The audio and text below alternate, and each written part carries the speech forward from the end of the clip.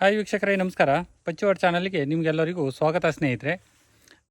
ಇವತ್ತಿನ ವಿಡಿಯೋದಲ್ಲಿ ನಾನು ಹಿಂಗಾರಕ್ಕೆ ಸ್ಪ್ರೇ ಮಾಡೋದ್ರ ಬಗ್ಗೆ ನಿಮಗೆ ಮಾಹಿತಿ ತಿಳಿಸ್ಕೊಡ್ತಾ ಇದ್ದೀನಿ. ನಮ್ಮದು ಫಸ್ಟ್ ಸ್ಪ್ರೇ ಆಗಿದೆ ಆಲ್ರೆಡಿ. ಇದು ಎರಡನೇ ಸ್ಪ್ರೇ. ಫಸ್ಟ್ ಸ್ಪ್ರೇ ಆಗಿ ಎಷ್ಟನೇ ಟೈಮಿಗೆ ಎರಡನೇ ಸ್ಪ್ರೇ ಮಾಡ್ತಾ ಇದ್ದೀನಿ ಅನ್ನೋದು ತಿಳಿಸ್ತೀನಿ. ನಾವು ಈಗ ಕೆಲವೊಂದು ವರ್ಷದಿಂದ ಹಿಂಗಾರಕ್ಕೆ ನಾವು ಸ್ಪ್ರೇ ಮಾಡಬೇಕಾಗತ್ತೆ. ಯಾಕಂದರೆ ಹಿಂಗಾರ ಹರಳು ಉದ್ರೋದು ಮತ್ತು ಅರ್ಧ ಹಿಂಗಾರ ಸತ್ತೋಗಿ ಅಲ್ಲೇ ಕೆಳಗೆ ಬೀಳೋದು ಆಗ್ತಾಯಿದೆ.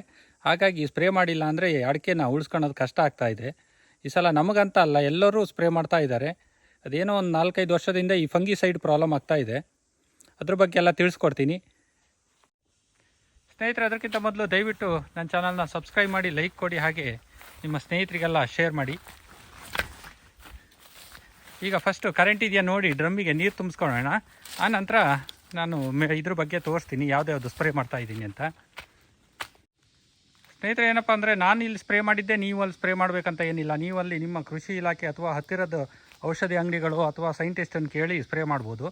ನಾನಿಲ್ಲಿ ಯಾವುದು ಸ್ಪ್ರೇ ಮಾಡ್ತಿದ್ದೀನಿ ಅನ್ನೋದ್ರ ಬಗ್ಗೆ ನಿಮಗೆ ತಿಳಿಸ್ಕೊಡ್ತಾ ಇದ್ದೀನಿ ಅಷ್ಟೇ. ಸ್ನೇಹಿತರೆ ನೋಡಿ, ಹಿಂಗಾರಗಳೆಲ್ಲ ಅರಳಿದೆ ಆಲ್ರೆಡಿ. 2-3 ಹಿಂಗಾರಗಳು ಎಲ್ಲ ಮರದಲ್ಲೂ ಅರಳಿದೆ. ಕೆಲವು ಮರದಲ್ಲಿ 4 ಹಿಂಗಾರದವರೆಗೂ ಬಂದಿದೆ. ಆದರೆ ಇನ್ನೂ 1-1.5 ತಿಂಗಳು ಟೈಮ್ ಇದೆ ಹಿಂಗಾರ ಅರಳಲಿಕ್ಕೆ.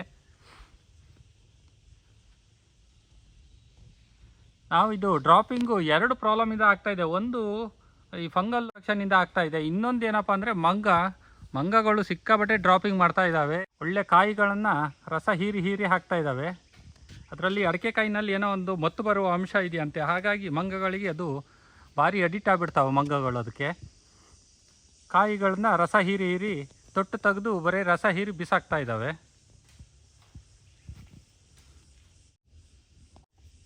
ನಾನೀಗ ಒಂದು ಅರ್ಧ ಡ್ರಮ್ ನೀರು ತುಂಬಿಸ್ಕೊಂಡಿದ್ದೀನಿ.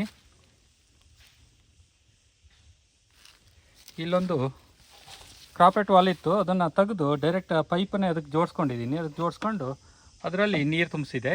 ಫುಲ್ಲು ಪ್ರೆಷರಲ್ಲಿ ಬರುತ್ತೆ. ಇಲ್ಲಾಂದರೆ ನಾವು ಬೇರೆ ಟೈಪಲ್ಲಿ ಆದರೆ ಸ್ವಲ್ಪ ಲೇಟ್ ಆಗುತ್ತೆ ನೀರು ತುಂಬೋದು. ಮಿಷನ್ನು ಆಲ್ರೆಡಿ ನಾವು ಹಿಂದಿನ ಸಲ ಔಷಧಿ ಹೊಡೆದಿದ್ವಿ, ಅದೇ ಮಿಷನ್ನಿಗೆ. ಹಿಂದಿನ ಸಲ ನಾನು ಆ್ಯಂಟ್ರಾಕೋಲ್ ಹಾಕಿದ್ದೆ, ಈ ಸಲ ನಾನು ಸಾಫ್ ಹಾಕ್ತಾಯಿದ್ದೀನಿ. ನೋಡಿ, ಇದು ಹಾಕ್ತಾಯಿದ್ದೀನಿ ಸಾಫ್. ಕಾರ್ಬನ್ ಡೈಸಿಯಮ್ಮು ಮ್ಯಾಂಕೋಜಬ್ ಇರೋದು ಇದರಲ್ಲಿ ಕಾಂಬಿನೇಷನ್ನು. ಕಾರ್ಬನ್ ಡೈಸಿಯಮ್ಮು 12%, ಮ್ಯಾಂಕೋಜಬ್ 63% ಇದೆ. ಸಾಧಾರಣವಾಗಿ ಸಾಫು ಇದೇ ಕಾಂಬಿನೇಷನ್ ಜಾಸ್ತಿ ಮೂವ್ಮೆಂಟ್ ಇರೋದು. ಇದು ಒಂದು ಫಂಗಿಸೈಡ್. ಇದು ತುಂಬ ಜನ ರೈತರು ಇದನ್ನೇ ಯೂಸ್ ಮಾಡೋದು ಜಾಸ್ತಿ. ಇದು ತುಂಬ ಚೆನ್ನಾಗಿ ಕೆಲಸ ಮಾಡುತ್ತೆ.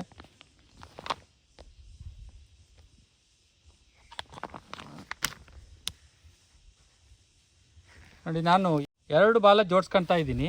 2 ಬಾಲ ಜೋಡಿಸ್ಕೊಂಡ್ರೆ ನಮಗೆ ಒಂದೇ ಕಡೆ ಮಿಷನ್ನು ಡ್ರಮ್ ಇಟ್ಕೊಂಡ್ರೆ ಸುಲಭ ಆಗುತ್ತೆ. ಈ ಸಿಂಗಲ್ ಬಾಲ ಆದರೆ ನಾವು ಮತ್ತೆ ಇನ್ನೊಂದು ಸಲಕ್ಕೆ ಡ್ರಮ್ಮು ಬೇರೆ ಕಡೆ ಇಟ್ಕೊಬೇಕಾಗತ್ತೆ. ಸಾಧಾರಣವಾಗಿ 2 ಬಾಲ ಫುಲ್ ಕವರ್ ಆಗುತ್ತೆ ತೋಟನ.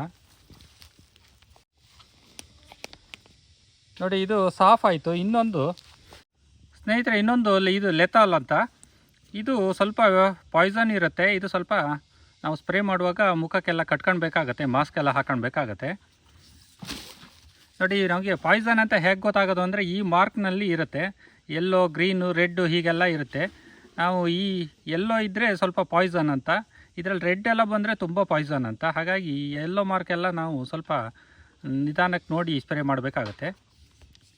ನೋಡಿ, ಇದರಲ್ಲಿ ಗ್ರೀನ್ ಮಾರ್ಕ್ ಹಾಕಿದ್ದಾನೆ. ಇದು ಯಾವುದೇ ಒಂದು ಅಂಥ ಪಾಯ್ಸನ್ನು ಯಾವುದೇ ದೇಹಕ್ಕೆ ಎಫೆಕ್ಟ್ ಮಾಡಲ್ಲ ಅಂತ ಹಾಕಿರ್ತಾನೆ. ಇನ್ನೊಂದು ನಾನು ಇಲ್ಲಿ ಗಮ್ ಹಾಕ್ಕೊಂಡಿದ್ದೀನಿ. ಇದು ಒಂದು ಅರ್ಧ ಲೀಟ್ರ್ ಗಮ್ಮು. ಈಗ ಯಾಕಂದರೆ ನನಗೆ ಸ್ಪ್ರೆಡ್ಡರ್ ವಿತ್ ಗಮ್ ಇದು. ಇನ್ನೊಂದು ನಾನು ಅರ್ಧ ಲೀಟ್ರ್ ಬಾಟ್ಲಿ, ಆದರೆ ಅರ್ಧ ಲೀಟ್ರ್ ಹಾಕಲ್ಲ, ಒಂದು 250 ml ಹಾಕ್ತಾಯಿದ್ದೀನಿ. ಯಾಕಂದರೆ ಇನ್ನು ಮಳೆಗಾಲ ಅಲ್ಲಲ್ಲ, ಸಾಕಾಗುತ್ತೆ ಒಂದು 250 ml. ನೋಡಿ, ಹಿಂದಿನ ಸಲ ನಾನು ಇದು ಹಾಕಿರಲಿಲ್ಲ. ಇದು ಲೆಥಾಲ್ ಅಂದರೆ ಕ್ಲೋರೋಫರಿಫಾಸ್ 20% ಅಂತ ಹಾಕಿದ್ದಾನೆ.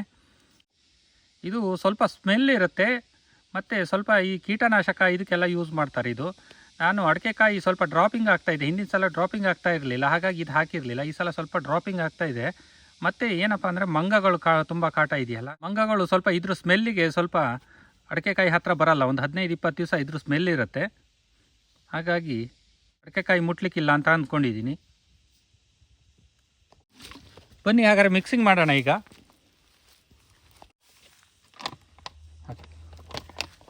ನೋಡಿ, ಸಾಫ್ ಈ ಕಲರ್ ಬರುತ್ತೆ. ಈಗ ಬಕೆಟಿಗೆ ಹಾಕ್ತಾ ಇದ್ದೀವಿ. ಬಕೆಟಿಗೆ ಒಂದು ಅರ್ಧ ಬಕೆಟ್ ನೀರು ಇಟ್ಕೊಂಡಿದ್ದೀವಿ. ಅದಕ್ಕೆ ಹಾಕಿ ಕರಗಿಸಿ ನಾವು ಮತ್ತೆ ಡ್ರಮ್ಮಿಗೆ ಹಾಕ್ತೀವಿ. ಆವಾಗ ಕ್ಲೀನಾಗಿ ಕರಗುತ್ತೆ.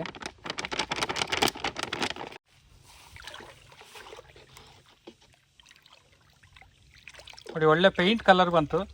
ಕಲರ್ ಚೆನ್ನಾಗಿದೆ. ಸಾಕು. ಈಗ ಕ್ಲೋರೋಫರಿಫಾಸ್ ಹಾಕ್ತಾ ಇದ್ದೀನಿ.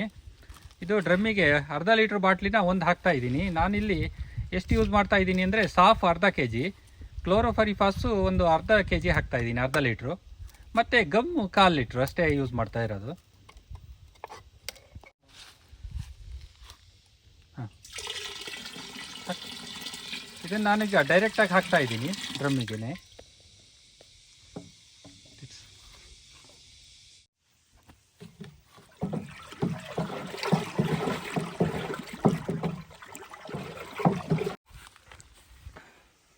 ಈಗ ಸಾಫ್ ಕರಗಿಸ್ಕೊಂಡು ಇದನ್ನು ಹಾಕ್ತಾ ಇದ್ದೀವಿ.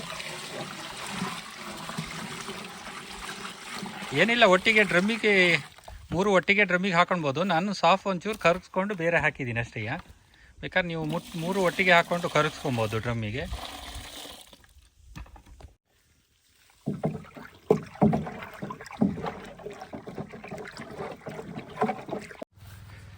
ಫ್ರೆಂಡ್ಸ್, ಮಿಷನ್ ಸ್ಟಾರ್ಟ್ ಮಾಡಿದ್ದೀವಿ.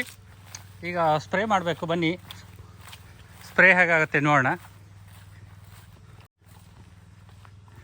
ಹಾಗೆ ಸ್ವಲ್ಪ ಕಾಫಿ ಗಿಡ, ಕಾಳುಮೆಣಸಿನ ಗಿಡ ಎಲ್ಲ ಹೊಸದಾಗಿ ನೆಟ್ಟಿದ್ದಿದೆ. ಅದೆಲ್ಲದಕ್ಕೂ ಸ್ವಲ್ಪ ಸ್ಪ್ರೇ ಮಾಡ್ತಾ ಹೋಗ್ತೀವಿ.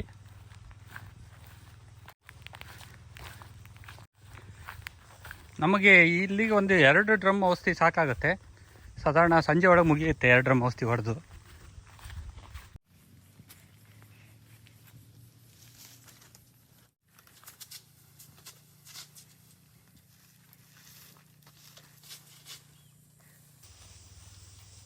ಸ್ಪ್ರೇ ಮಾಡ್ತಾ ಇದ್ದೀವಿ. ಸಾಧಾರಣವಾಗಿ 2 ಬದಿಯಿಂದ ಕರೆಕ್ಟಾಗಿ ಸ್ಪ್ರೇ ಮಾಡಿ ಸಾಕಾಗುತ್ತೆ. ಸ್ನೇಹಿತರೆ, ನಿಮ್ಮ ಸಪೋರ್ಟ್ ಹೀಗೆ ಇರಲಿ. ನೆಕ್ಸ್ಟ್ ವಿಡಿಯೋದಲ್ಲಿ ಮತ್ತೆ ಭೇಟಿಯಾಗೋಣ. ಬಾಯ್ ಸ್ನೇಹಿತರೆ.